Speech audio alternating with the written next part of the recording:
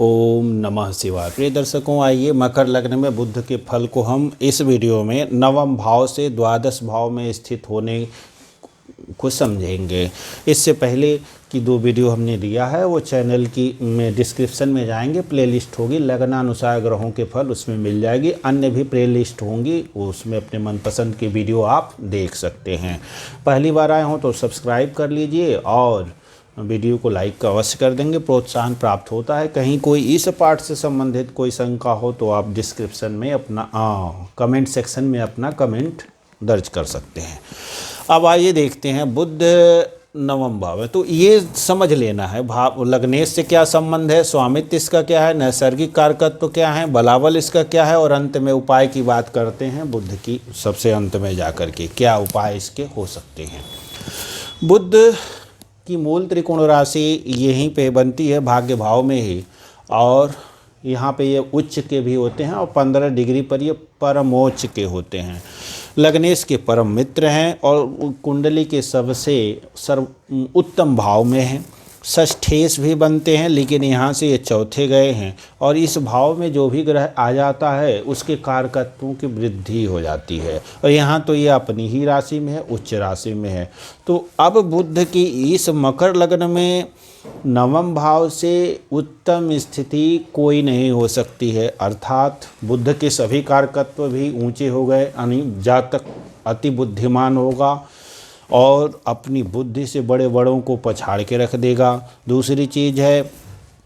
दृष्टि इसकी पड़ेगी, जो संपूर्ण दृष्टि है वो तीसरे भाव पे पड़ेगी। काल पुरुष में इसकी अपनी राशि भी यही होती है, और यहाँ से बुध योगकारी ग्रह है और शुभ ग्रह है, अपनी राशि में है, भले किसी के साथ युद्ध हो चलेगी बुध की। तो अब यहाँ पे जातक कला का भी प्रेमी होगा, जातक संचार क्षेत्र में भी सफल हो सकता है, चूँकि बुध के अपने भी कारकत्व हैं। संचार क्षेत्र बुध और राहु के अंतर्गत ही आता है, मंगल को भी ले लेते हैं, इलेक्ट्रिसिटी जुड़ा है तब। तो बुद्धि से जुड़े हुए जो भी कार्य होंगे जातक सफल होगा। कला और खेल कूद का जो मैदान है ना, ये भी बुध से ही देखते हैं, तो इसमें भी जातक कला प्रेमी भी हो सकता है, खिलाड़ी भी हो सकता है, और भाई बहन भी इसके कई हो सकते हैं, ऐसा बुध देगा। अब विद्या की बात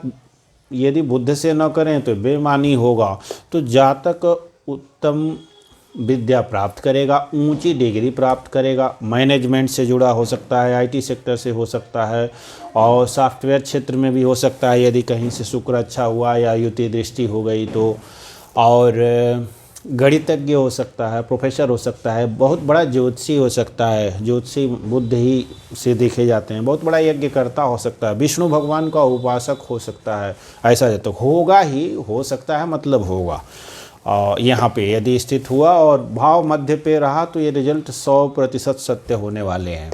ये धार्मिक भी होगा, इसके पिता भी अच्छे होंगे, और जातक के पिता से काफ़ी मेल जोल रहेगी, जातक पिता की बातों को मानेगा भी।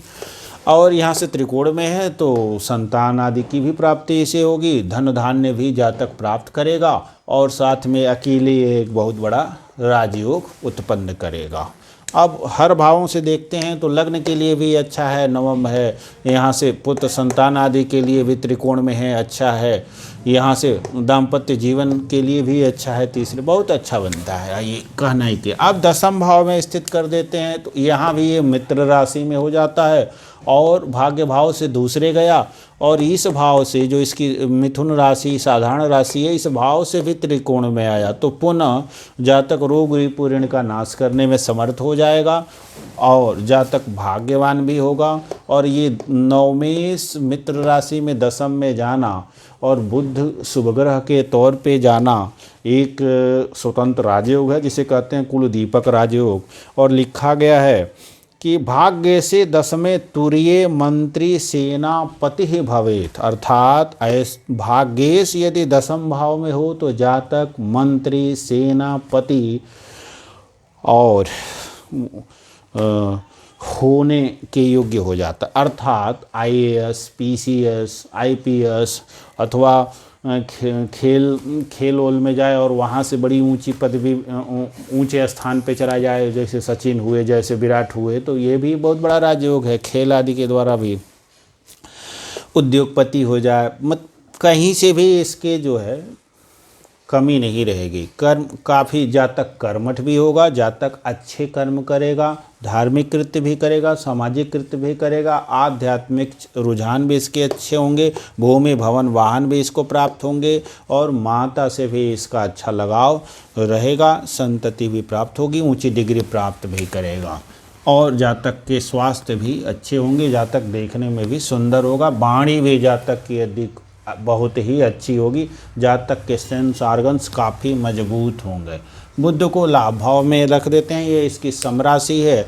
और यहाँ से अशुभ भाव का स्वामी यहाँ से छठे गया, पुनः रोग रिपु ऋण की हानि कहेंगे, होंगे जरूर लेकिन अंततः सब जो है नष्ट हो जाएंगे और मतलब जातक उनको परास्त कर देगा, भाग्य की वृद्धि कर देगा, पिता से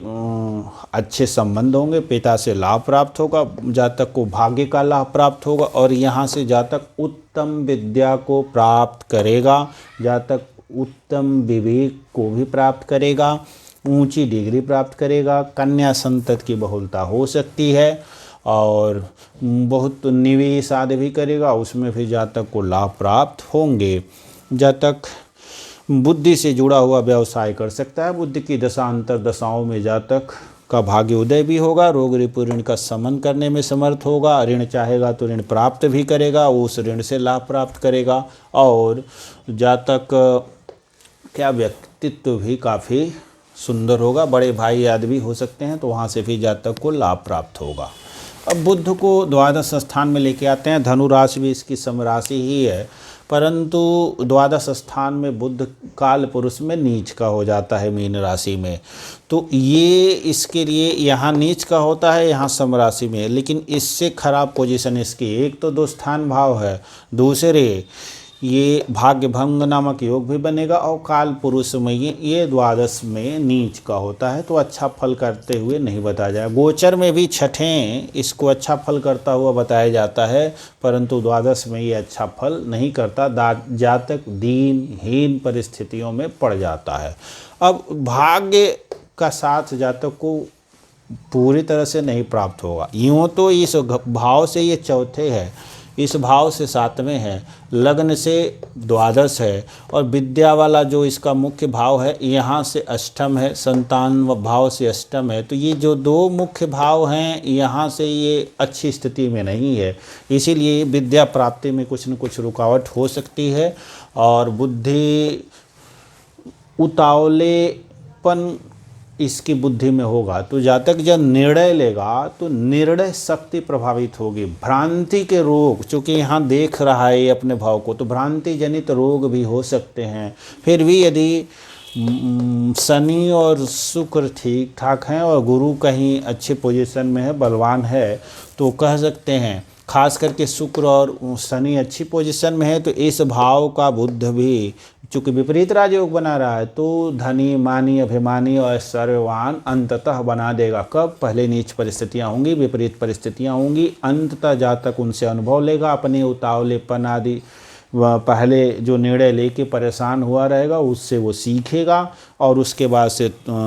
तब जा कर के वो राजयोगात्मक स्थितियां बनेगी, धन धान्य वगैरह जो है पुनः जो है प्राप्त करेगा और अच्छी स्थिति में जाएगा। तो ये बुध के 12 भाव में फल, रोग वगैरह त्वचा जनित भी रोग हो सकते हैं, भ्रांति जनित रोग भी हो सकते हैं, स्नायु दुर्बलता भी हो सकती है, इस तरह की स्थिति आ सकती है क्योंकि लग्न से द्वादश भाव में है। विदेश आदि की बात यहीं से करते हैं, हॉस्पिटल आदि की बात यहीं से करते हैं, योग कारग्रह शुभ ग्रह जाता है तो ये सब भाव सक्रिय हो जाते हैं। तो ऐसे जातक के यदि विदेश जाने के योग बनते हैं, जातक विदेश जाता है तो वहाँ ये बुध लाभ प्रदान कर देगा और जातक को लाभ ही दिलाएगा। तो बहुत बहुत धन्यवाद। चैनल को सब्सक्राइब कर लें, वीडियो को लाइक कर दें।